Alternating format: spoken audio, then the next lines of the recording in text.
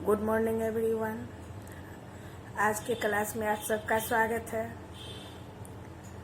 आज का शीर्षक है पाठ पुस्तक। पाठ पुस्तक के अंतर्गत हम लोग पढ़ेंगे पाठ पुस्तक के ऐतिहासिक पृष्ठभूमि, पाठ्य पुस्तक क्या है, पाठ्य पुस्तक का स्वरूप एवं परिभाषा, पाठ्य पुस्तक के उद्देश्य, पाठ्य पुस्तक के महत्व, पाठ्य पुस्तक के प्रकार, पाठ्य पुस्तक के आंतरिक एवं बाहरी गुण आदि। तो चलिए हम लोग आज पाठ्य पुस्तक के बारे में चर्चा करते हैं, जिसकी चर्चा पूर्व वर्ग में भी हो चुकी है। फिर से हम लोग इसका पुनरावृत्ति करते हैं। तो शुरू करते हैं। पाठ्यक्रम शिक्षा समिति के द्वारा तैयार किया जाता है। विद्यालय पाठ्यक्रम का प्रयोग करते हैं। जब मुद्रण कला का विकास हुआ तब छात्रों को पाठ्य पुस्तक की व्यवस्था की गई। प्रारंभ में छात्र के लिए पाठ्य पुस्तक की उचित मात्रा में व्यवस्था नहीं थी। क्या है? जब मुद्रण कला का विकास हुआ तब छात्रों के लिए पाठ्य पुस्तक की व्यवस्था की गई। उससे पहले उचित मात्रा में पाठ्य पुस्तक की व्यवस्था नहीं थी। पाठ्य पुस्तक क्या है? प्राचीन भारत में पाठ्य पुस्तक के लिए ग्रंथ शब्द का प्रयोग किया ग्रंथ शब्द का प्रचलन था। ग्रंथ का अर्थ है गूंथना, बांधना, नियमित ढंग से जोड़ना, क्रम में रखना आदि। ग्रंथ का अर्थ है गूंथना, बांधना, नियमित ढंग से जोड़ना, क्रम में रखना आदि। भोजपत्र या ताड़पत्र को आचार्य लोग अपने शिष्यों के समक्ष क्रम में रखते थे। उनके बीच में छेद करके किसी धागे से गूंथ भी देते थे, इसलिए उन्हें ग्रंथ कहा जाता था। क्या है? प्राचीन काल में आचार्य लोग अपने शिष्य को जो पढ़ाते थे, लिखाते थे तालपत्र या भोजपत्र पे, उसको क्रम संख्या के अनुसार रखते थे। उसके बीच में छेद करके धागे से गूंथ या बांध लेते थे। उसको क्या कहा जाता था? ग्रंथ कहा जाता था। इसलिए उसे ग्रंथ कहा जाता था। अंग्रेजी का बुक शब्द जर्मन भाषा के विक शब्द से व्युत्पन्न माना जाता है, जिसका अर्थ है वृक्ष। क्या है? अंग्रेजी का बुक, किताब को हम लोग बुक बोलते हैं, BOOK। बुक शब्द जर्मन भाषा के विक, जिसको हम लोग उच्चारण में विक कहते हैं, लिखते हैं स्पेलिंग उसका BEACH शब्द से व्युत्पन्न माना जाता है, जिसका अर्थ है वृक्ष। फ्रांसीसी भाषा में भी इसका संबंध वृक्ष की छाल या तख्ती पर लिखने से है। फ्रांसीसी भाषा में भी इसका तात्पर्य या संबंध वृक्ष की छाल या तख्ती पर लिखने से है। आज पाठ्य पुस्तक की संज्ञा प्रत्येक पुस्तक को नहीं दी जा सकती है। कॉटरवुड के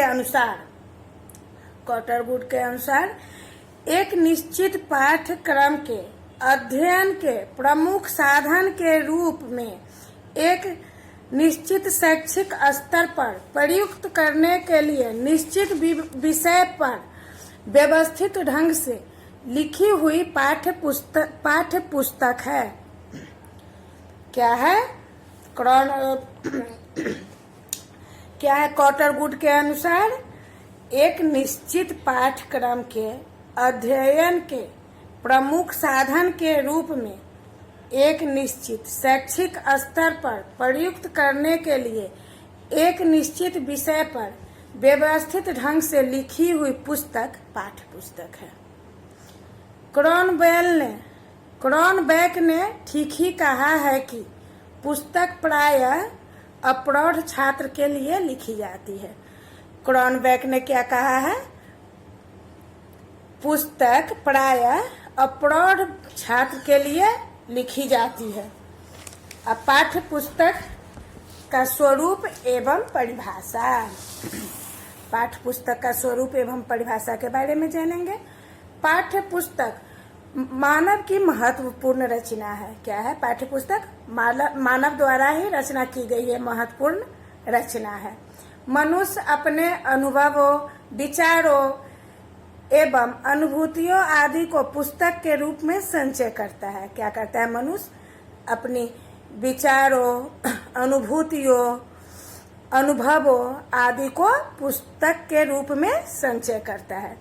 पाठ्य पुस्तक संचय एवं संचार का साधन है। क्या है? पाठ्य पुस्तक संचय एवं संचार का साधन है, जिसका लाभ नई पीढ़ी को होता है। पुस्तक के माध्यम से संचित ज्ञान को शिक्षक अपने छात्रों को प्रदान करता है। क्या है? पुस्तक ज्ञान संचय और संचार का माध्यम है, जो कि नई पीढ़ी के लिए बहुत ही महत्वपूर्ण है। देखते होइएगा बड़े बड़े विद्वान, बड़े बड़े काव्य ग्रंथ हो क्या पुस्तक के रूप में अपने ज्ञान को संचित करके उस पुस्तक में रखे हैं, जिसे हम लोग आज पीढ़ी दर पीढ़ी पढ़ रहे हैं, ज्ञान उससे प्राप्त कर रहे हैं। तो वही है जिसका लाभ नई पीढ़ी को होता है। हेरोलीकर के अनुसार पाठ्य पुस्तक ज्ञान, अनुभवों, भावनाओं, विचारों तथा प्रवृत्तियों एवं मूल्यों का संचय का साधन है। हेरोलीकर ने पाठ्य पुस्तक के बारे में क्या लिखे हैं?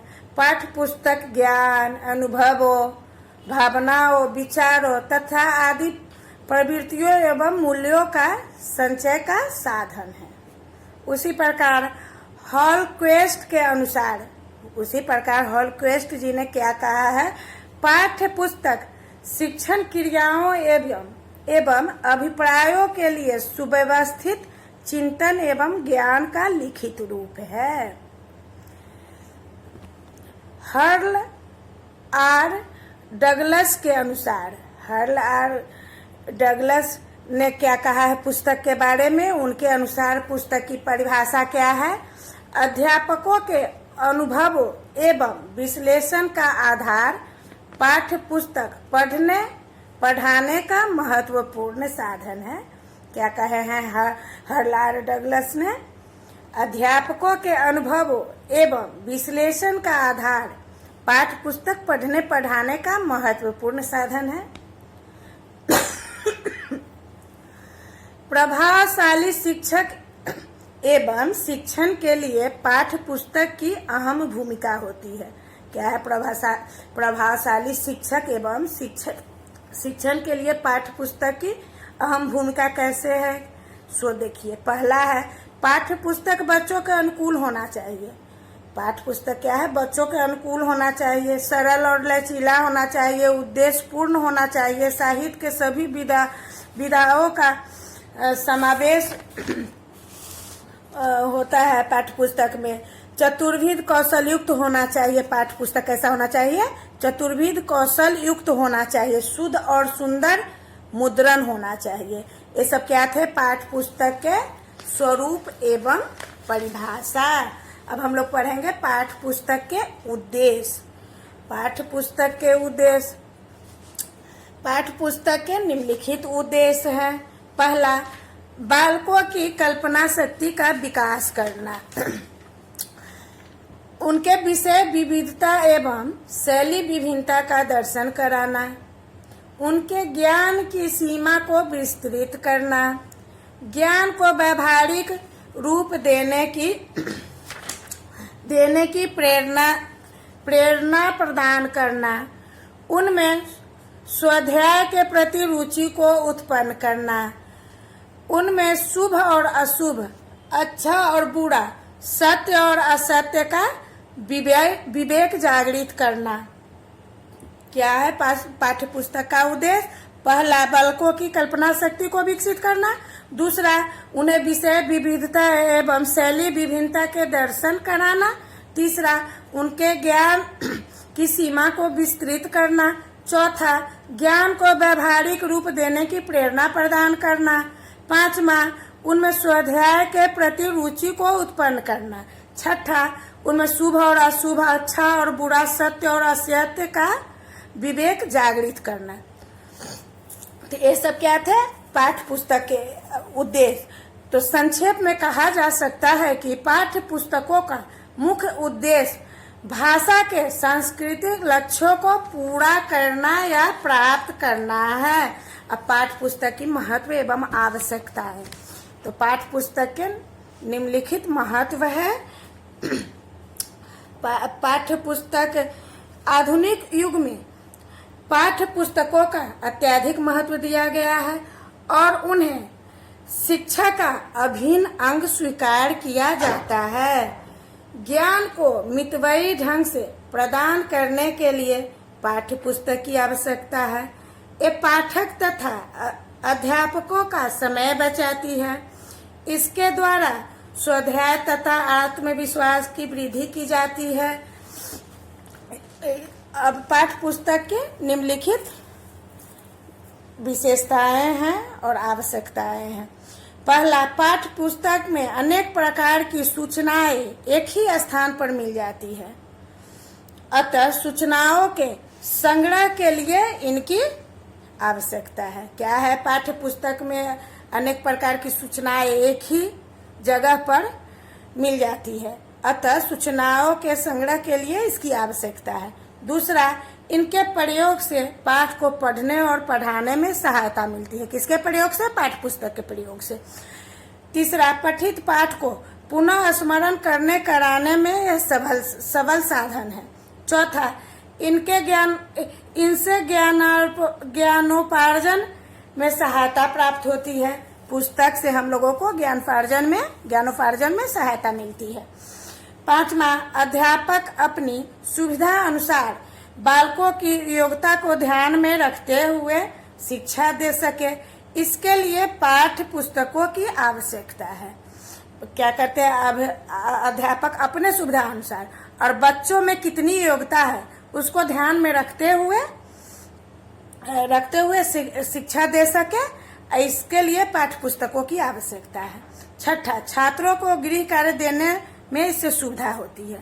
छात्रों को गृह कार्य देने में, होमवर्क देने में इससे काफी सुविधा होती है। सातवां, उत्तम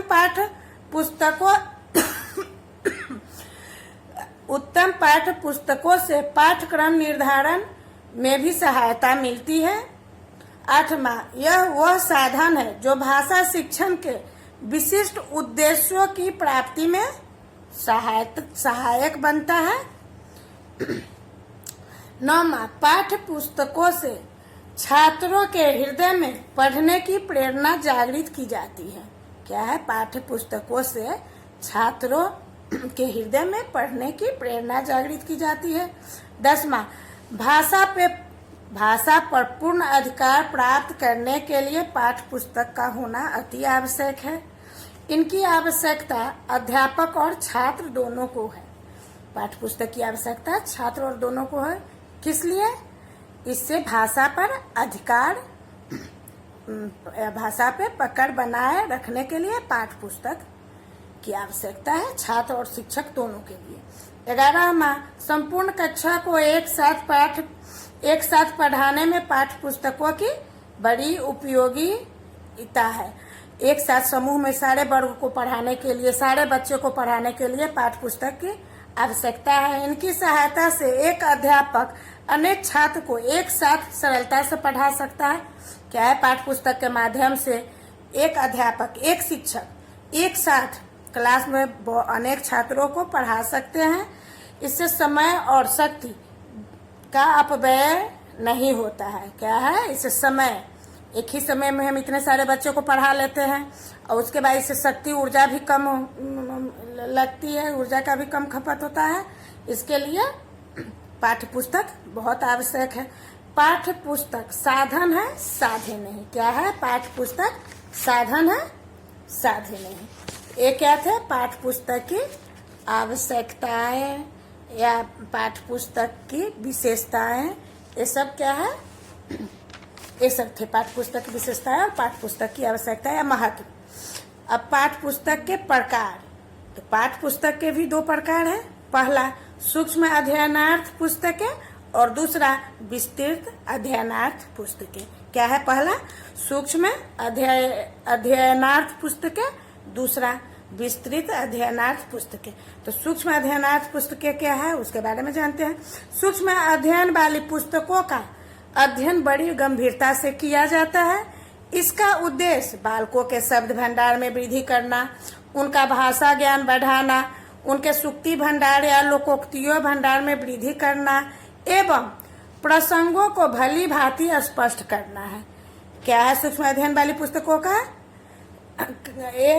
तो सूक्ष्म अध्ययन वाली पुस्तकों का अध्ययन बड़ी गंभीरता से किया जाता है। बहुत सोच समझ के चिंतन मनन के साथ उसको पढ़ा जाता है, उनके अर्थ को समझा जाता है, उस गहन शिक्षा की आवश्यकता पड़ती है। तो इनका उद्देश्य बालकों के शब्द भंडार में वृद्धि करना है, उनके भाषा ज्ञान को बढ़ाना है, उनके सूक्ति भंडार या लोकोक्ति भंडार में वृद्धि करना है एवं प्रसंगों को भली भांति स्पष्ट करना है। इन पुस्तकों को ही साधारणतया पाठ्य पुस्तकें कहा जाता है। इन्हें गहन अध्ययन की पुस्तकें भी कहते हैं। इनके अध्ययन से छात्रों के ज्ञान में वृद्धि होती है और लेखन या कवि के विचारों से परिचय प्राप्त कर लेते हैं। ये क्या थे? सूक्ष्म अध्ययनार्थ पुस्तकें। अब हम लोग पढ़ेंगे विशिष्ट अध्ययनार्थ पुस्तकें, विस्तृत अध्ययनार्थ पुस्तकें। तो विस्तृत अध्ययन के लिए सहायक पुस्तकों का प्रयोग द्रुत पाठ के लिए होता है। इसमें सीखी हुई शब्दावली को ही प्रयोग किया जाता है। इनका उद्देश्य बालकों के द्रुत गति से पढ़ने में अभ्यास कराना है। छात्र शीघ्र गति से पुस्तक को पढ़कर भी उसका अर्थ समझ ले, यही इस पुस्तक का उद्देश्य होता है। शब्दार्थ को स्पष्ट करना एवं व्याख्या करना इन पुस्तकों के शिक्षण का उद्देश्य नहीं होता है। कहीं कहीं आवश्यकता पड़ने पर शब्दकोश की सहायता लेनी पड़ती है। ये सब क्या थे? पाठ्य पुस्तक के प्रकार। धन्यवाद। अब अगली क्लास में आगे की चर्चा की जाएगी।